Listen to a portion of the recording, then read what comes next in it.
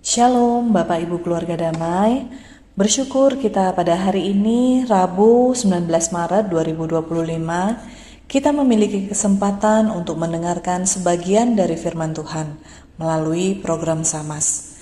Kita rindu hidup kita masing-masing dapat diperbarui setiap hari melalui renungan firman Tuhan. Mari kita berdoa terlebih dahulu. Bapa yang baik, kami datang kepadamu mengucap syukur untuk hidup yang Tuhan masih percayakan untuk kami jalani. Kami bersyukur untuk kekuatan dan kesehatan yang Tuhan berikan. Terlebih kami bersyukur untuk setiap kasih-Mu yang kami rasakan sepanjang hidup kami dan tak pernah berkesudahan. Terima kasih Tuhan Yesus, dan saat ini kami mau mendengar renungan firman Tuhan melalui program Samas. Kiranya Roh Kudus-Mu menolong kami untuk memahami dan melakukan firman Tuhan dalam kehidupan kami. Dalam nama Tuhan Yesus kami berdoa. Amin. Sobat Samas, hari ini kita belajar tentang belas kasih Tuhan.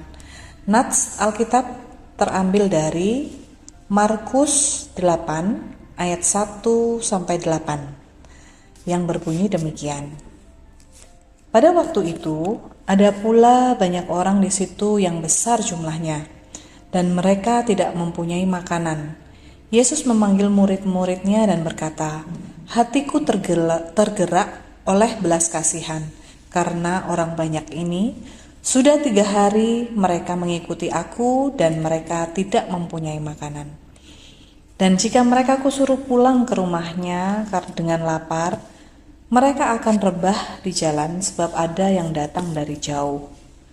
Murid-muridnya menjawab, "Bagaimana di tempat yang sunyi ini orang dapat memberi makan roti sampai kenyang?" Yesus bertanya kepada mereka, "Berapa roti ada padamu?" Jawab mereka, 7. Lalu ia menyuruh orang banyak itu duduk di tanah. Sesudah itu ia mengambil ke-7 roti itu, mengucap syukur dan memecah-mecahkannya dan memberikannya kepada murid-muridnya untuk dibagi-bagikan. Dan mereka memberikan kepada orang banyak. Mereka juga mempunyai beberapa ikan, dan sesudah mengucap berkat atasnya, ia menyuruh supaya ikan itu juga dibagi-bagikan. Dan mereka makan sampai kenyang. Kemudian orang mengumpulkan potongan-potongan roti yang sisa sebanyak 7 bakul.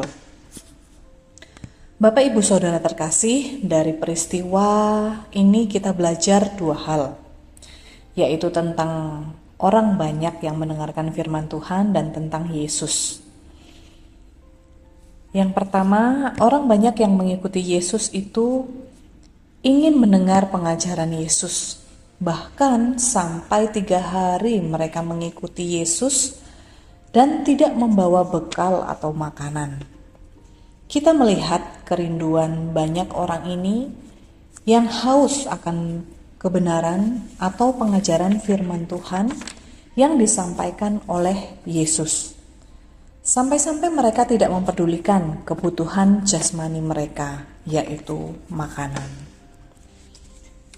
Dan yang kedua, kita belajar tentang Tuhan Yesus yang memenuhi kebutuhan rohani mereka yang haus akan kebenaran dengan membagikan firman Tuhan kepada orang banyak itu.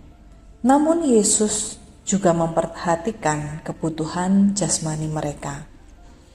Yesus tergerak oleh belas kasihan karena orang banyak ini yang mengikuti Dia dan mereka tidak mempunyai makanan. Tuhan Yesus merasa bertanggung jawab untuk memenuhi kebutuhan jasmani mereka juga. Tuhan membuat mukjizat dari roti yang hanya berjumlah 7 dan beberapa ikan, bisa mencukupi kebutuhan jasmani banyak orang yang jumlahnya kira-kira 4.000 orang. Di ayat 9 dari perikop ini kita bisa mengetahuinya. Mereka bisa makan sampai kenyang. Bahkan makanan itu tersisa 7 bakul. Sungguh luar biasa apa yang telah diperbuat Tuhan Yesus. Mencukupi kebutuhan rohani dan kebutuhan jasmani. Sobat Samas, saya pun secara pribadi di sepanjang kehidupan saya sering mengalami belas kasih Allah Bapa. Satu hal yang akan saya sharingkan tentang belas kasih Allah dalam hidup saya adalah ketika saya duduk di bangku SMA, saya ingin bisa melanjutkan kuliah S1. Namun saya sadar tidak mungkin kuliah di universitas swasta karena biaya yang begitu besar dan itu akan memberatkan orang tua saya. Jadi saya berencana untuk bisa masuk di universitas negeri, di mana harus melalui tes yang tidak mudah. Pada saat SMA, saya mengikuti les atau kursus untuk mempersiapkan diri mengikuti tes masuk universitas negeri, di mana tempat lesnya itu jauh dari rumah saya dan saya harus naik angkot 2 kali dan ditambah harus berjalan kaki.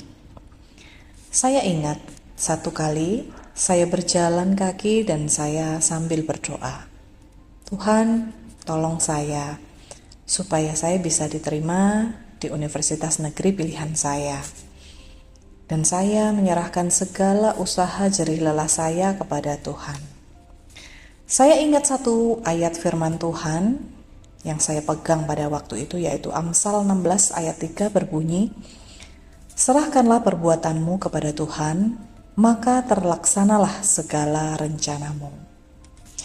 Ya, dan puji Tuhan, Allah menunjukkan kasih-Nya, saya bisa diterima di universitas negeri pilihan saya. Namun yang Tuhan berikan itu adalah fakultas pilihan kedua, bukan fakultas pilihan pertama saya. Namun saya tetap bersyukur dan menjalaninya dengan penuh sukacita. Dan ternyata Bapak Ibu, Tuhan punya maksud di balik itu semua. Di mana Tuhan menuntun saya sejak lulus kuliah hingga sekarang, pekerjaan-pekerjaan yang saya lakukan itu berkaitan dengan bidang kuliah yang saya ambil itu, yaitu pilihan kedua tadi. Tuhan itu baik dan luar biasa mengarahkan hidup saya. Dan sampai saat ini pun saya merasakan bahwa dalam banyak hal Allah menunjukkan belas kasih-Nya dalam hidup saya dan keluarga saya. Pemeliharaan Tuhan nyata. Keadaan apapun, bagaimanapun yang kami alami, Tuhan tetap berdaulat dalam hidup kami sekeluarga. Puji Tuhan. Bagaimana dengan Bapak Ibu Sobat Samas? Seberapa sering mengalami belas kasih Allah dalam hidup ini? Biarlah kita masing-masing mengingat dan mensyukuri hal itu, bahwa Allah kita, Allah yang penuh kasih. Mari kita berdoa. Tuhan Yesus, terima kasih untuk renungan hari ini. Kami belajar terus mengingat belas kasihan Tuhan dalam kehidupan kami. Kami tidak bisa membayangkan bagaimana hidup kami tanpa Engkau ya Tuhan. Ampuni segala dosa dan kesalahan kami jika kami sering kali mengecewakan Engkau dalam kehidupan ini. Ajar kami untuk senantiasa melakukan kehendak Tuhan, mengasihi-Mu seperti Engkau lebih dahulu mengasihi kami. Terima kasih Tuhan Yesus, dalam nama Tuhan Yesus kami berdoa. Amin.